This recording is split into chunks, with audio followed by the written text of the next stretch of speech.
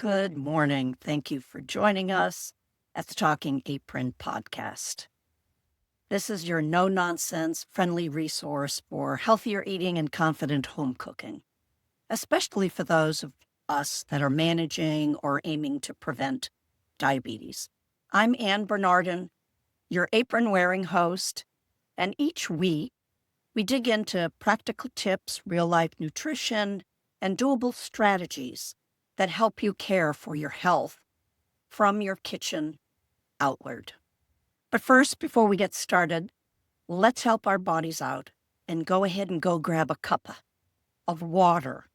Hydration is so important for our blood sugar, digestion, and energy.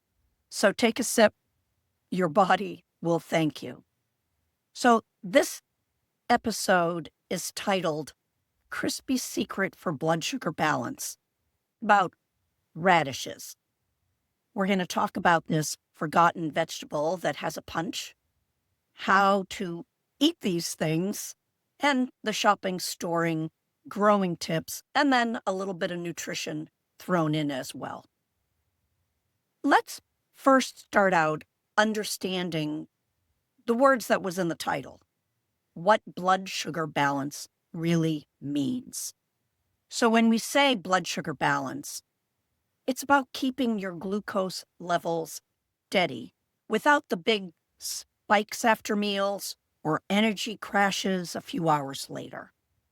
When your blood sugar stays in range, you feel more energized, you avoid cravings, and you protect your long-term health. And for anyone managing diabetes, this kind of balance is key to preventing complications, and it has you feeling your best every day. Keep listening to hear how radishes fit the blood sugar balance when. Have you ever thought, I'm tired of the same vegetables? Broccoli, spinach, carrots.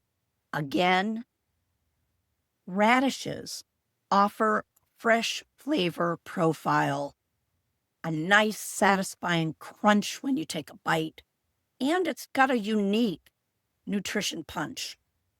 Radishes are low in carbs, but they're high in fiber and water, which helps slow blood sugar spikes. They're part of the cruciferous vegetable family, just like broccoli and cabbage. So they offer antioxidants like sulforaphane. That's a good one to pronounce. They're surprisingly filling for such a small veggie, and that crunch helps you feel satisfied with the fewer calories as you chew. Now, radish compounds, going a little bit deeper, they may help reduce inflammation and improve insulin sensitivity. The glucosinolates, they are sulfur-containing compounds. Those are the ones found in the cruciferous vegetables. Glucosinolates, they are sulfur compounds also found in the cruciferous. And why does this all matter? Because when broken down, either by chewing or digestion, and we know digestion starts in the mouth, don't we? They produce a compound that has been known to improve insulin sensitivity and reduces inflammation. And both of those are critical for managing health and diabetes in specific. These antioxidant compounds have been shown to lower that oxidative stress, support liver detox, and, as I was talking, reduce those blood sugar spikes. And sometimes, if you eat regularly, they mimic the action of insulin in some cellular studies. Now let's talk about fiber. You know I talk about fiber and the health of the gut as a really good way to stay healthy. Fiber helps slow the digestion down, and it slows the absorption of the glucose into the bloodstream, which leads to a more stable, after you eat, the 2 hours later, the postprandial blood glucose level. But the other thing fiber does is it also feeds our biomes. Now, red and purple radishes. Well, I have seen yellow radishes, but the red color, their natural pigments have antioxidant properties, and they can improve glucose metabolism. And here's the interesting fact. We all have heard nowadays of coenzyme Q10, and it has in small amounts the precursor to that, which supports energy production in our cells and improves the endothelial function and blood pressure. Endothelial is inside it's on the cellular level, etc. And that is often influenced with people with diabetes. Now, okay, on to the next thing. But how the heck do I eat these things? Radishes are too peppery, you may think. I don't know how to use them besides raw or on a salad. Well, radishes are very, very versatile.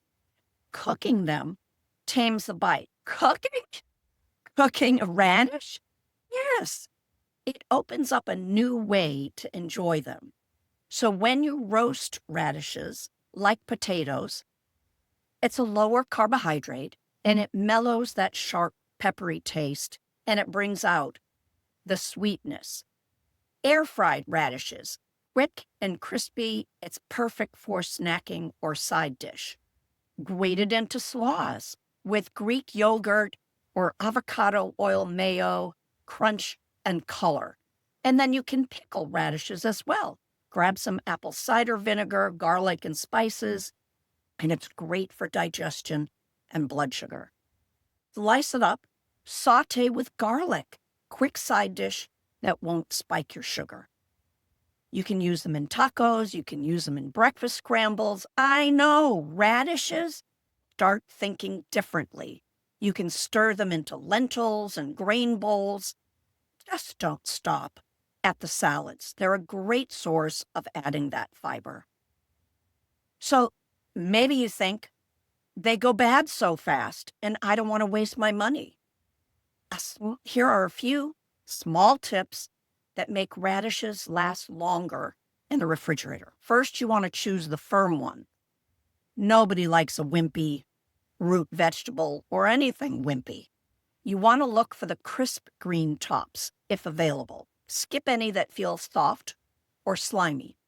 You're going to trim the greens before storing. The leaves will pull the moisture from the roots. So the longer they stay with the tops on, the drier the radish will actually get. You're going to put them in a mesh storage bag or maybe wrap in a damp paper towel inside your produce drawer, and they will last up to approximately 2 weeks. You can also regrow radishes fairly easy. From seed in shallow soil, they grow very, very fast, and they're perfect for small gardens or containers.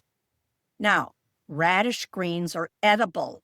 Saute like spinach or blend into a pesto for some of those extra nutrients, and you're not wasting that something that has grown. If you're listening today because you or someone you love is newly diagnosed with prediabetes, and you want to make a difference and help stop that in its track, I have something just for you. And it's called What Now? 10 Questions All Newly Diagnosed Pre-Diabetic Women Ask.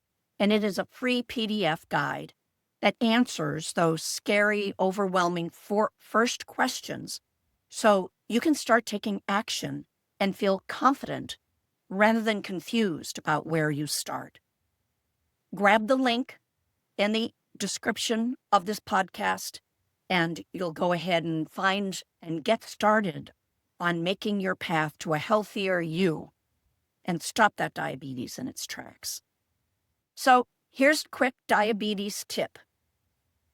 This is about radishes. Try it. Be adventuresome. Swap your potatoes for roasted radishes. Try it one night this week. Same comfort, way less carb impact. Now, bonus points if you add a little bit of olive oil and maybe some rosemary. Try it. It's something a little bit different, I know. So good for you to have all these different kinds of vegetables. So I want to thank you for spending a little time with me today in the Talking Apron podcast. My hope is that you leave this episode feeling a little more confident, a little more cared for, and a whole lot less alone on this journey. And every small that you take in your kitchen adds up to something powerful in your life. So keep showing up, keep stirring that pot, literally and figuratively. And remember, your health is worth the effort. You are absolutely capable of making changes that matter. And if this episode gave you something to think about or try, hit subscribe so we can keep this conversation going every week. I'll be right here cheering you on. Yeah, sometimes I'll have my apron on even. Now, don't forget to grab those What Now 10 questions all newly diagnosed pre-diabetics ask. It's waiting for you in the description. Bye for now.